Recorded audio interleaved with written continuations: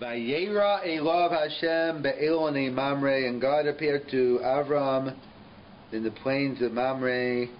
V'hu Yoshev Pesach ha'oel kechom hayom, and he was sitting there in the heat of the day. Vayar b'nei shosha anashim nitzavam alav, 3 people, or they appeared as people anyway. Our rabbis tell us they were angels. Vayaretz l'grasam v'pesach ha'oel v'yishtach v'larta. In the whole story, it shows Avram's involvement in the mitzvah of hachnasas orchim. And in fact, and we know Avraham is known, the different avos are known for different midos. So Avram is known for the midas hachesed. Avram epitomizes the ultimate man of chesed. And in fact, the Gemara tells us in Sukkah, in 3 ways, chesed, acts of loving kindness, excuse me, in 3 ways acts of loving kindness are greater than tzedakah. So the Gemara lists, because acts of loving kindness could be done to the living and to the dead. Tzedakah can only be done to the living. Chesed can be done to the rich and the poor. Charity can only be done to the poor. Charity involves money, while chesed involves bodily exertion. So the Gemara tells us in 3 ways Gemilas Chasadim is greater than tzedakah. So the Maharal explains that is true, but the Gemara is giving quantitatively, we see there's a much broader scope that involves chesed versus a much more narrow scope of tzedakah. However, there's a more fundamental distinction between the mitzvah of chesed and the mitzvah of tzedakah. And he explains that because the mitzvah of tzedakah, that comes from an external source. So someone is walking by, a beggar comes by, you get a phone call, you get an email, or what have you, someone in shul comes over, a meshuach, or they're collecting tzedakah.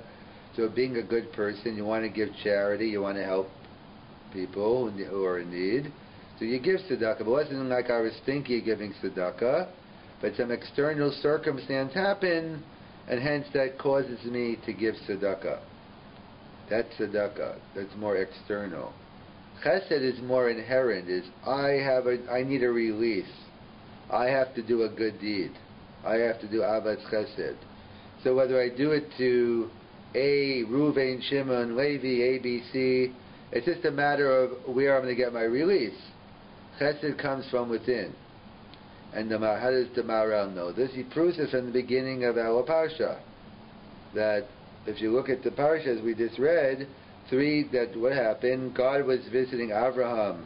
He was recovering from the circumcision, 3rd day bris milah, and God made it very hot, so therefore people wouldn't bother him. But he realized that it was causing more distress to Avraham by not being able to help others than it was to sitting in the tent. So therefore, Hashem made it that the 3 angels came as people, and Avram ran ahead and he served the guests food. So we all know that angels don't eat. So who exactly did God set up this scenario for? Was it for Avram or was it for the angel? It wasn't for the angels. They weren't benefiting. They don't eat.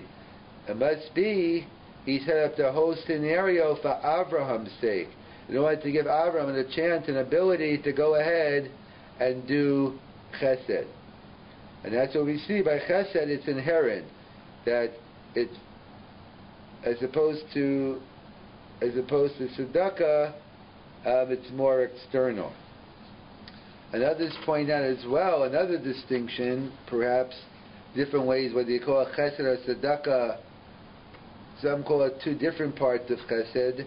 There's the act of tzedakah, we'll call it, that it's result-oriented. The goal is that you help the person in need, you help the poor person. And that's why Chazal tell us, the Sifri, that if one has money in the pocket and they drop a $50 bill and it's your lucky day, a poor person picks it up, you fulfill your mitzvah of tzedakah, even though you don't even know about it. That's one aspect. There's one aspect that's the result oriented. In fact, that's the famous Tshuvas HaRashba, a famous kasha of the Rashba. Why don't we make a bracha on the mitzvah of tzedakah?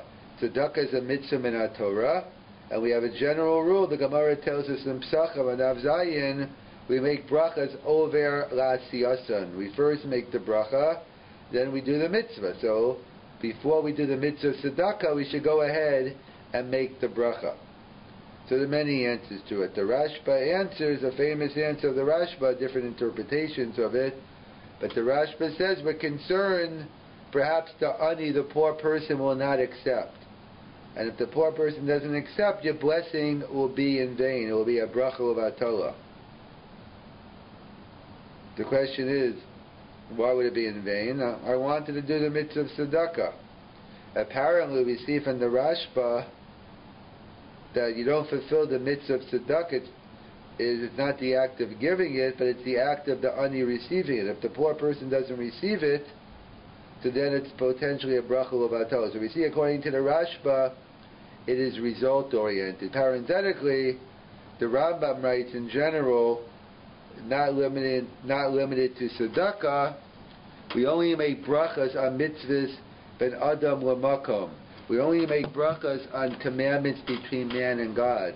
But interpersonal mitzvahs ben adam lechavero, we do not make brachas on. So, and therefore, tzedakah is one of the many mitzvahs ben adam lechavero, and therefore mitzvahs ben adam lechavero, we don't make a bracha. Why not? So the Bali Musar, the Bali Machshava explain, they give with the following example. Imagine someone comes to your door, and he's a poor person, and he needs tzedakah. So you say, great, okay, you go into the kitchen, you prepare the food, you're about to go out, you do go out, you're about to give the poor person, you say, wait, Baruch Atah Elokeinu melech haolam, etc. To the time you finish the bracha, the ani faints, the poor person faints. So we see Chazal did not want to institute a blessing on something which is going to interfere with the mitzvah. The mitzvah is to help the poor person as quickly as possible. You're jumping in to save a life. Well, wait a second, make a bracha. No, we don't want any part of it. We want you, the whole essence of the bracha is to, and kind of like this 3-day Eish writes a little differently, why we don't make a bracha on the mitzvah of Mishalach Mana. The same questions.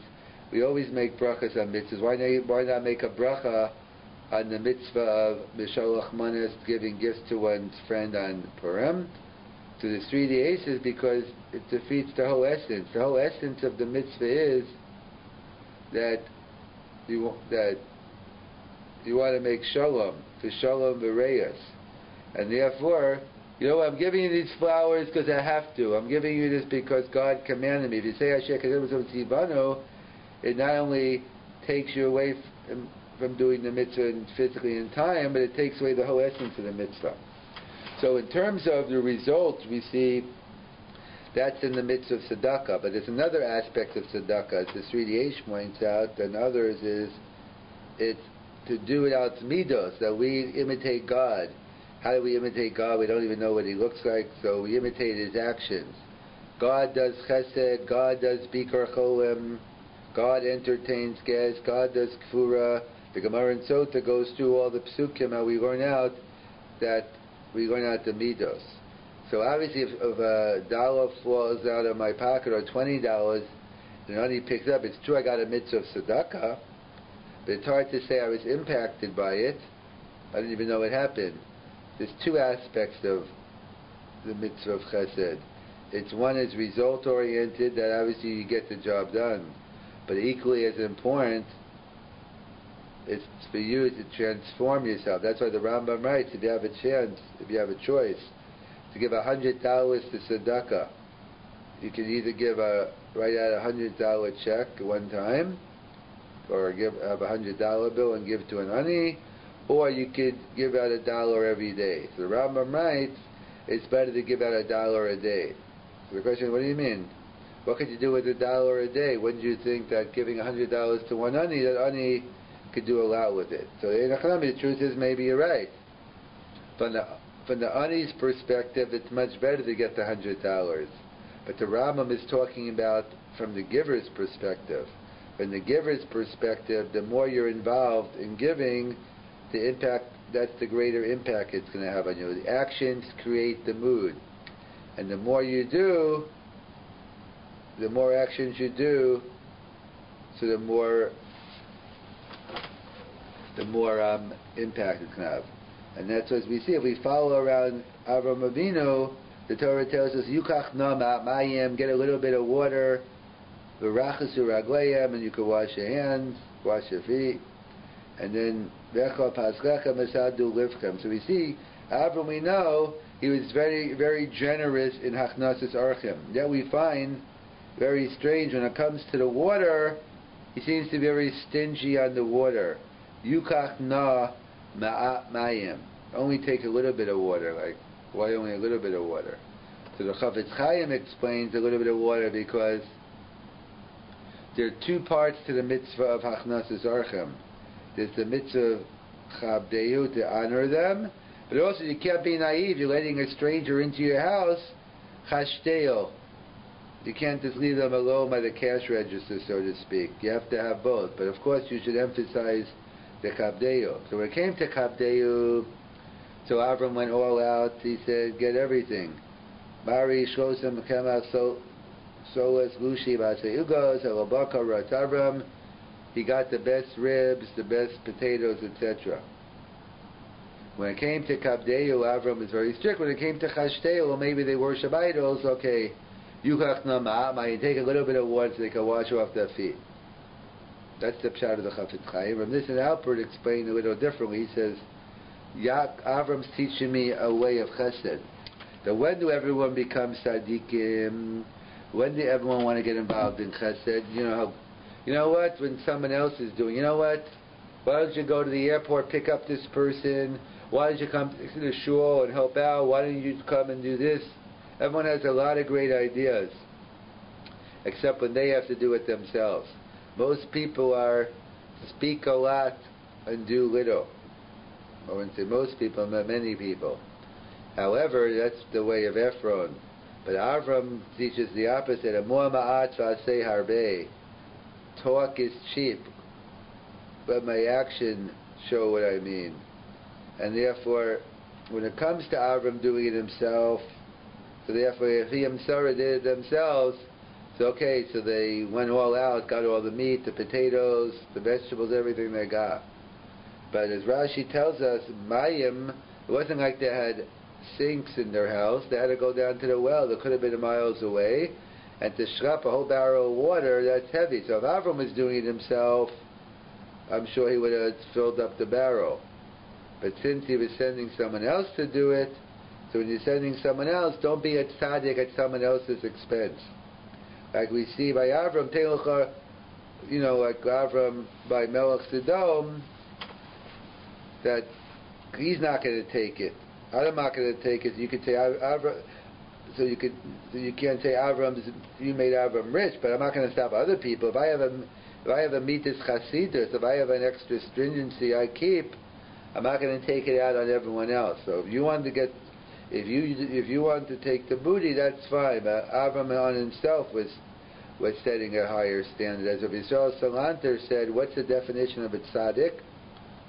One who cares about his own ruchnius, his own spirituality, but someone else's gashmius, someone else's physical needs. That's the definition of it. So Avram, when it comes to himself, he'll be strict. But when it comes to others, If he's sending someone else to the well, it's only Yukach Nomi Mayim. So that's what the Torah is telling us. The Torah is a Torah Chayim. It's follow Avraham Avinu around for a day or many days, and we'll learn how to become a Baal Chesed. Not only become a Baal Chesed, but we'll learn the trait of Avas Chesed. Avram was looking for a release. He wanted to do Chesed. Really, he was sick. It was the third day of Milah. But Avram so badly wanted to do Chesed that HaKadosh Baruch Hu had the three people appear to him. There's a famous Gemara in Yuma and Daf Chav Ches regarding Avram Avinu. The Gemara tells us that Avram Avinu was Makayim Kol Torah Kulo. Avram Avinu fulfilled the whole Torah even before it was given. Even rabbinical mitzvahs, they give Afil Eruv Tavshilin, they give an example of. And we assume not just Avram, we see from different Chazals, Rashi, Taryag, Mishra, Shamarti, it seems to be all the Avos. There's a concept in Chazal, even before the Torah was given, they were able to machaven either through Nevuah on their own to figure out what the mitzvahs are. And therefore, whatever it means, whatever the concept means in its full extent, but there's a concept in Chazal that the Avos kept the Torah even before it was given, which leads the commentators to the following question. This week, when the Torah talks about the mitzvah of Milah, so Avram waited to be commanded in the mitzvah of Milah before he did it. And the question is, why was Milah different? Just like he volunteered Talis, Tefillin, Shabbos, or whatever he kept, so why didn't he do Milah also? Why wait for it Tzivlai? What was unique about Milah that Avram waited to be commanded first before he did the mitzvah? You follow the kasha? So a bunch of different answers. A1, I heard from Rav Nissen Alpert, a Talmud of Rav Moshe Feinstein and others, that basically the simple pshat is it's a krisa's bris. I mean, it's one thing you could cut off the arl or your foreskin, that's one thing, but if you're making a bris, a treaty with someone, a covenant, it's hard to make a covenant with yourself. You're not going to get too far. The whole purpose of the bris wasn't just cutting off the arla, cutting off the foreskin, but to have a relationship, have that covenant. So obviously you couldn't do that until you had another party involved. Others suggest that we know in general there's a prohibition of chabura, that one is not permitted to harm oneself.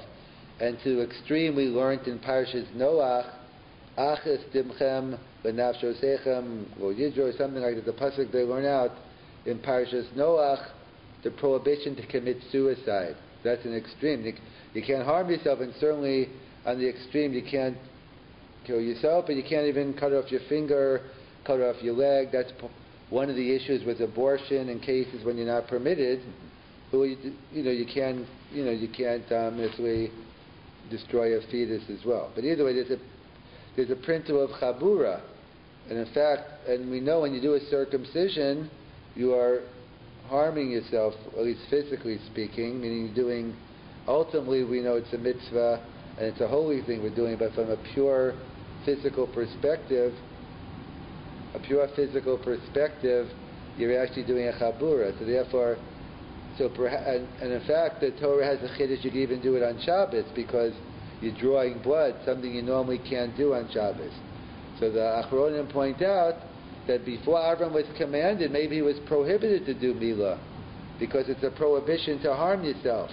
Once the Torah gave the mitzvah of Milah, so it's telling us we're permitted. So that's why by putting on talis, tefillin, Shabbos, you're not harming yourself. It's neutral, so therefore you could do it earlier. But something which involves an isser, a prohibition, so perhaps that's why Avram had to wait to be commanded, because before the commandment he would have been prohibited. That's A2. A3, the Baral Midiskin, others point out, they say in the name of the Vilna Gaon, that we have a principle in the Gemara Kiddushin.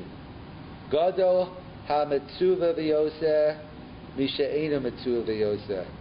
Greater is the one who does a commandment or I should say, greater is the one who is commanded and does something than one who volunteers. Even though it seems counterintuitive, is it better for your kid or whoever to take the garbage out on their own, or is it better when you command them, make sure you take out this garbage now, or clean up your room, or whatever else you're telling them to do?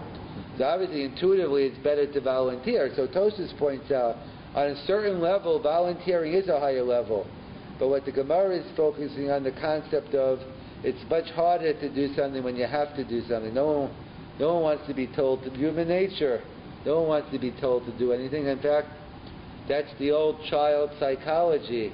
You tell your child to do the opposite, so hopefully he'll listen to you. Of course, the trick is when chinuch fits in. At what point do you have to teach them to listen to your parents, not do the opposite? I guess today, with all, speaking of, that's probably one of the biggest contrasts you have in today's society. And let's say during my time, even before my time, like let's say you had a show Father Knows Best, but basically it wasn't, whether the show wasn't important, but the fact was people used to look up to their parents, or elders look up to them for advice. In contrast to, let's say, a modern family today as a show. I'm not getting into the whole, even getting into the gay couple, whether it's alternative. Forget about that part. That's a separate discussion. But just the whole way that's set up, the family is basically the parents, look like a bunch of fools, and the kids are always like telling the parents, because that's part of the whole thing. So basically, there's a time where you have to realize the kids have to know they're supposed to be listening to your parents, not doing the opposite. So either way, so they point out that gadol hametzuva, even on a certain level, it might be hard to volunteer, but it's much harder to do something when you're forced to do something. So the greatness, that's why, if I don't, basically, it's much easier. Let's say the two people, I'm giving the camp example. There's one, let's say, a counselor. So one time let's say it's in the middle of Cold War, and he has to ref a game. He's the umpire at the baseball game, and the game starts at 2 o'clock. He's resting, he wakes up, it's like 1:59.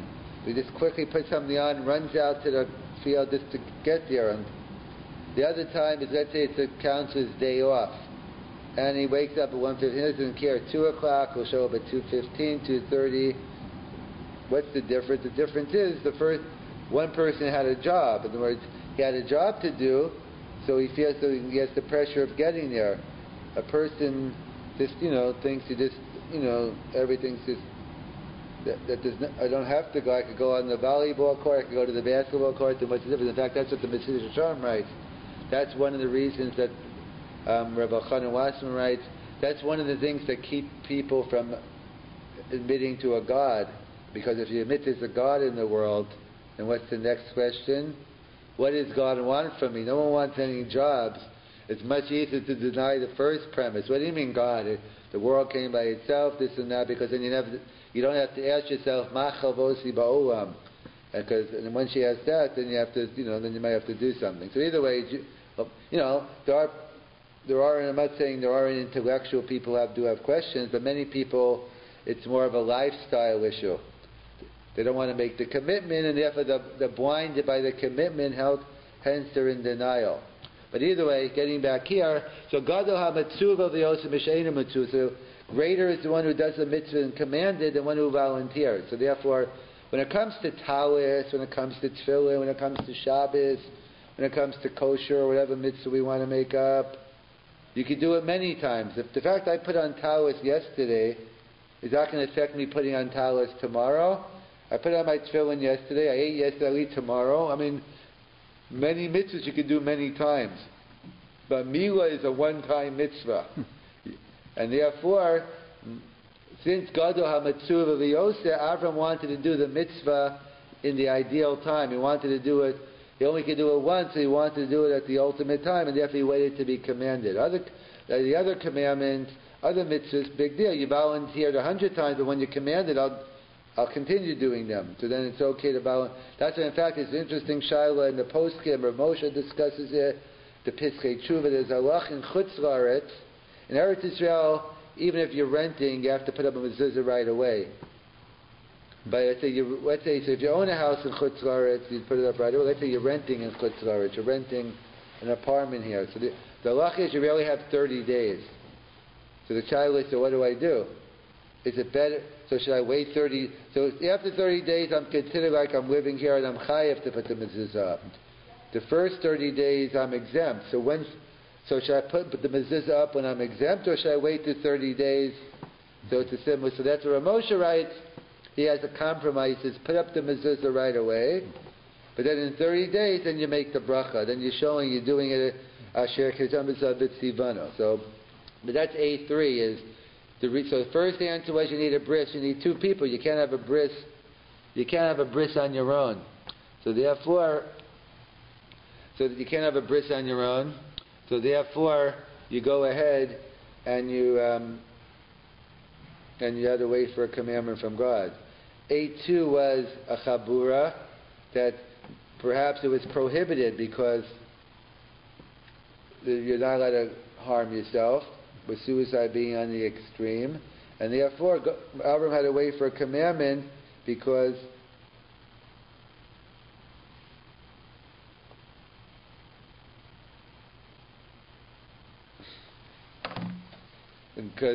he was afraid there might be a Isser or a Chabura. And the third answer from the Vilna Gaon was Gadol HaMatzuva V'Yoseh. There's a beautiful pshat from the Brisker Rav, and he says as follows. This is a more Lamdishe answer. That he wants to say that, what comes first, the chicken or the egg? No, he's not talking about the chicken or the egg, but what do you mean? So we know a person is born with a foreskin. That's just the way it works. And we do a milah, we cut off the foreskin. So, and we know during the time of the Talmud before, the big curse word was you called an arol. You lowlife, you arol, you summon them. That was the big curse word. That was terrible to be an arol. So the shaila is, the Brisker Rav raises, what creates the status of being an arol? Is it merely having a foreskin? In other words, like this. In other words, the Brisker Rav is saying that, no, merely having a foreskin doesn't make you an arol. Big deal. Everyone had a foreskin. It's only once God commanded Abraham in the mitzvah of milah, so it's the mitzvah of milah which creates the status of an arol. If we didn't have a mitzvah of a milah, then there's nothing wrong with having a foreskin. It's not the physical part of having the foreskin. It's not that we have the mitzvah of milah. That creates the status of an arol, and hence now you chayiv to do it. So therefore, he says, before Abraham was commanded, it didn't make any sense. You are in an arol, so there's nothing to cut off. What do you mean arol? Why would I cut off my foreskin? But now that God commanded me in the midst of milah, so now I have to cut off my foreskin. In fact, that's what the Meshech Chochmah writes, a beautiful pshat in this week's parsha. It says, I think, Vayipo al panav, the Avram went down, bowed down, put his head down to the ground, and Rashi writes close to Chazal, because of the Shechina, he didn't feel he was fit to stand in the presence of God. And because he was an Arol, because he wasn't circumcised. So the Sifsei Chachavim asked, like, what are you talking about? This isn't the first time he spoke to God. Lech Lecha, the whole parsha before, we never noticed him going on the ground. So the Sifsei Chachavim answers a difficult, and he says, Ein Achinami, he did go on the ground, but the Torah didn't tell us. Okay, possible, but not Mukhrak. Comes along the Meshech Chochmah, whether he spells out the Brisker Rav or not, he works with the same Yisod. He says, no, what's the pshat? Because this is right before that, God commanded Avram in milah. Before he commanded him in milah, there was no reason to go down. You were in an arol. Now that God commanded me to the mitzvah of milah, now I'm an arol. Now I feel incomplete. So in between that time period, from the commandment to the milah, he used to go down. That's the pshat in the pasuk. And where does the Brisker Rav get this yisod from? That the mitzvah of milah creates the status of an arol. So actually, it's a Rabbeinu Tam in Yevamas that the Gemara over there, the Rashba, they talk about a case of what is the definition of an arol. Like obviously, an arol is someone who doesn't have a foreskin. But they raised this issue, the case we discussed yesterday, the case you missed. So the Gemara talks about someone, a hemophiliac, apparently, well, we don't know that, but we figure it out, that the person has a son, they do a milah, he dies. Another son, milah, he dies. They can't stop the bleeding.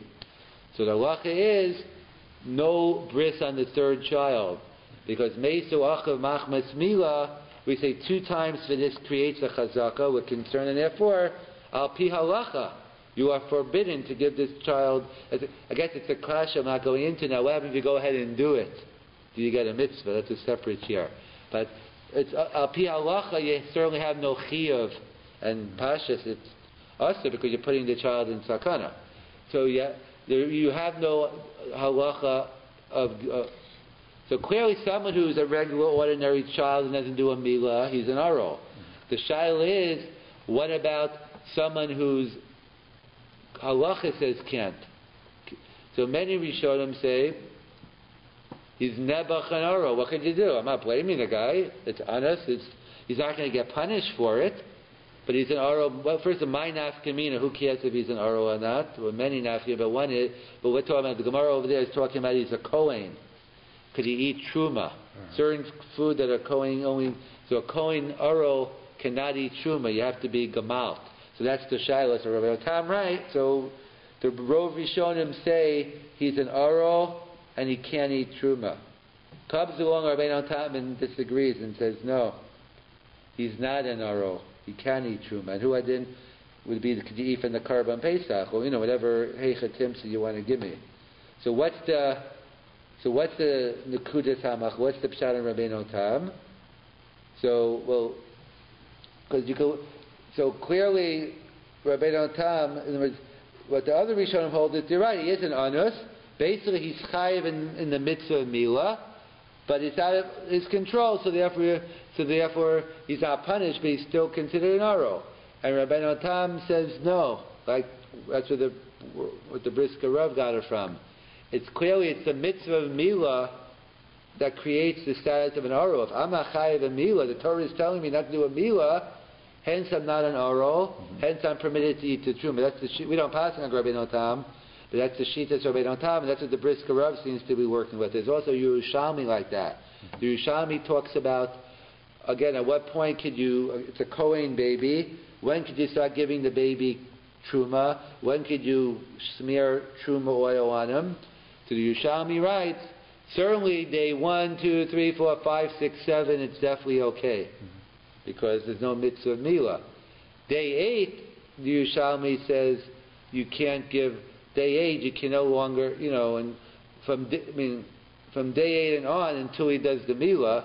We're talking about when he hasn't done the milah. So obviously, once he does the milah, it's okay. But even if he hasn't done the milah 1 through 7, it's okay. Mm-hmm. So the Yerushalmi seems to be working with the same yesod, that it's the mitzvah of milah that creates the status of an aro, and the mitzvah of milah is not to day 8. And therefore, you're not chayiv until day 8. And an interesting shaila in the Yerushalmi is, what about Leil Shmini?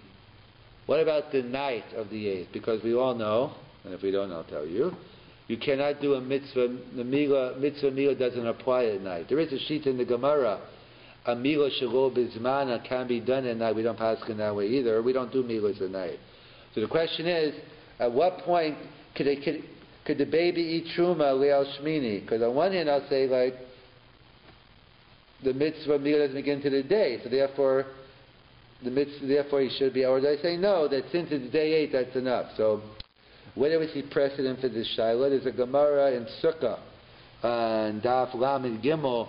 Rashi over there discusses it. The Gemara talks about the concept of dichoy b'mitzvahs. So let's say the Gemara is talking about hadassim that's still fresh in your mind.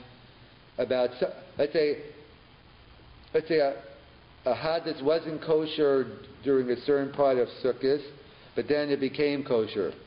So in other words, if a hadas wasn't kosher a week before Sukkot, and then right before Sukkot it becomes kosher, there's nothing to talk about. Of course you could use it. The shaila is, if when it began Sukkot, it wasn't kosher, then it became, do I say once it got pushed off, do I say it's pushed off forever or not? In other words, so Rashi over there discusses the shaila, so, whether you say that or not. So the question is, at what point does it have to be kosher? At what point does the chefs of the hadas have to be kosher? So on one hand, So Rashi seems to write that, we should Kiddush Hayom, like when the Kedushas Hayom comes in the night, we al Sukkos. So the Shaila is, but Lulav and Esrog don't begin to the next morning. And similarly, the Mishnah Berurah discusses other poskim.